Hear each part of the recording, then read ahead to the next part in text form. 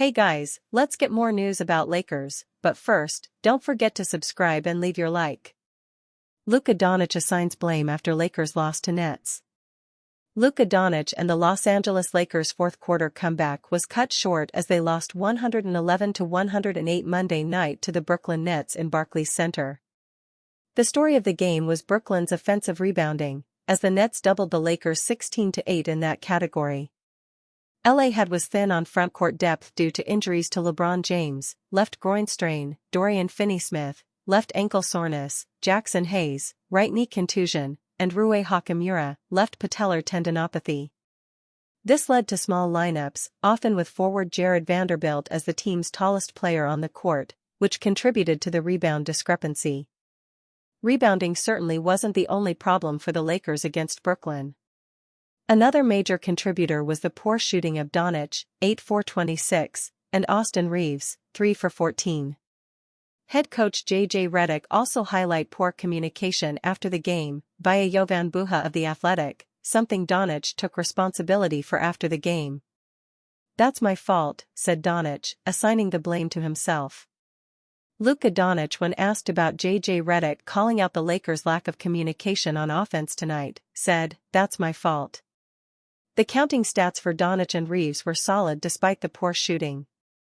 Doncic supplied his second triple-double as a Laker with 22 points, 12 rebounds, and 12 assists, while Reaves came close to a triple-double of his own with 17 points, 10 assists, and 8 rebounds. With a second straight loss for Los Angeles and a win for the Denver Nuggets against the Oklahoma City Thunder, the Lakers now have fallen to the third seed in the Western Conference. As durability continues to be a problem for LA, it stands tied with the Memphis Grizzlies in the standings, as well as only one game ahead of the Houston Rockets for the fifth seed. The Lakers have 2 more games of their current road trip before returning back to Crypto.com Arena for a 5-game homestand. J.J. Redick didn't hold back his anger on Lakers taking shortcuts against Nets even with 4 rotation players out. The Lakers losing to the Nets as they did on Monday is unacceptable.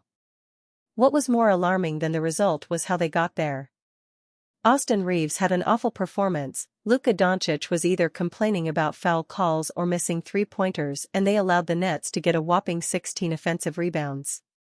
Victories are hard to come by in the NBA, and when you give up a game you should win, that's a tough pill to swallow. After the loss, coach J.J. Redick didn't hold back his frustration during his post-game comments. "I think it was just an overall mentality just to take shortcuts tonight," Redick said. "We just wanted to take shortcuts. They scored 20 points on us gambling. They had 16 offensive rebounds. We ball watched all night. We said no dare shots. I'll go through it, but they probably made 6, 7 uncontested threes.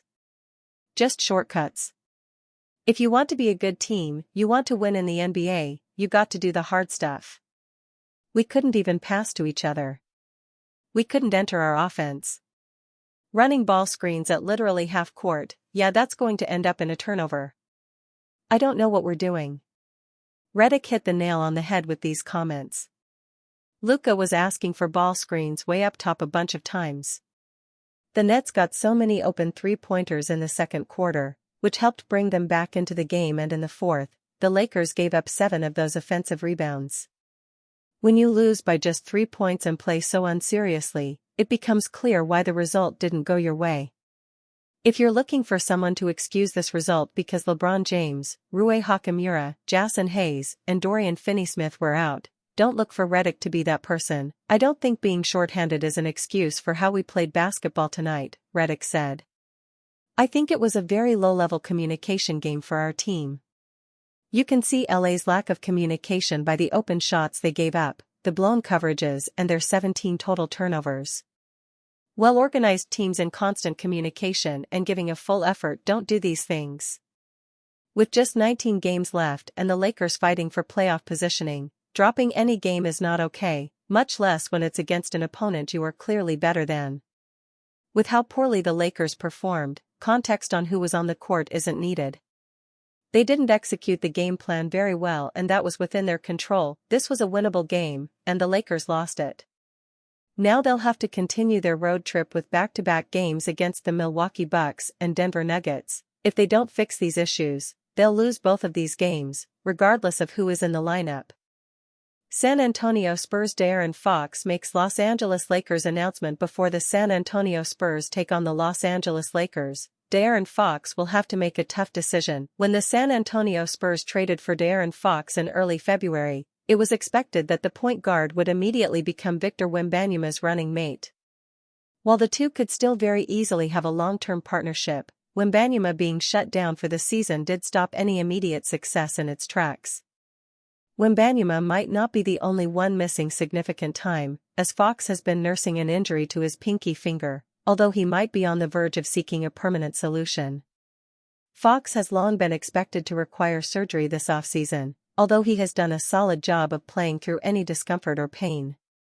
However, with the Spurs spiraling and the playoffs basically out of the question at this point, Fox might rush into surgery this season so he can have a full summer to get used to the Spurs system. "We're shooting for whenever we're in LA, because the doctor's in LA, so that makes it easier," said Fox of getting his nagging finger looked at. The surgery may or may not happen that day. The Spurs will next play the Los Angeles Lakers on March 17, so it stands to reason that if he does go under the knife, his season could be over before the middle of this month. In 15 games with the Spurs, Fox is averaging 19.3 points and 6.5 assists while taking a slight hit to his shooting efficiency, and by shutting him down, the Spurs will almost certainly be in the running for a top pick in the 2025 NBA Draft. Check out the Inside the Spurs homepage for more news, analysis, and must-read articles. Are you a fan? What do you think of Aaron Fox's statement? Leave your opinion in the comments.